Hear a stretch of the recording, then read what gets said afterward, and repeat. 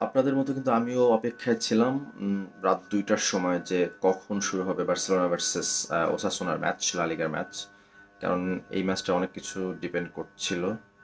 কিন্তু ঠিক ২০ মিনিট আগে কিন্তু এই ম্যাচের ঘোষণা আসে যে এই ম্যাচটা হচ্ছে না।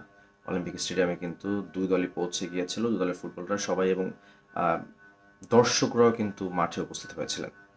মোস্ট অফ দ্য দর্শক কিন্তু উপস্থিত হয়ে গেছিলেন। এই ম্যাচটা কেন হচ্ছে না? এই ম্যাচটা হচ্ছে না কারণ হচ্ছে বার্সেলোনার যিনি মেইন চিকিৎসক বার্সেলোনা দলের, তিনি কিন্তু মারা গেছেন।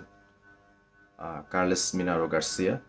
তিনি ২০১৭ সাল থেকে বার্সেলোনার সাথে রয়েছেন, কিন্তু সেই সময় কিন্তু তিনি ১৭ থেকে গেল বছর পর্যন্ত যে ফুটসাল দল, সেই দলের সাথে তিনি কাজ করতেন।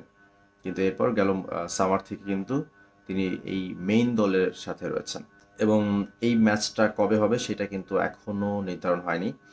এবং যখন ২০ মিনিট আগে বলা হয়েছে যে এই ম্যাচ হচ্ছে না, লা লিগাও কিন্তু অ্যাগ্রি করেছে যে তাদের প্রধান চিকিৎসক তার প্রতি সম্মান জানাতে কিন্তু লা লিগাও মেনে নিয়েছে যে এই ম্যাচটা অন্য কোনো সময় কোনো ডেট ফাঁকা দেখে এই ম্যাচটা আবার হবে।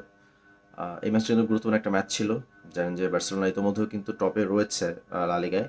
আহ, তবে এই ম্যাচটার দিকে অনেকে তাকিয়ে রয়েছিল, যদি কোনোভাবে ড্র করে বা হারে, সেই ক্ষেত্রে রিয়াল এবং আতলেটিকোর কিন্তু সুযোগ থাকবে আবার পরের ম্যাচে কিন্তু তাদের টপকে যাওয়ার।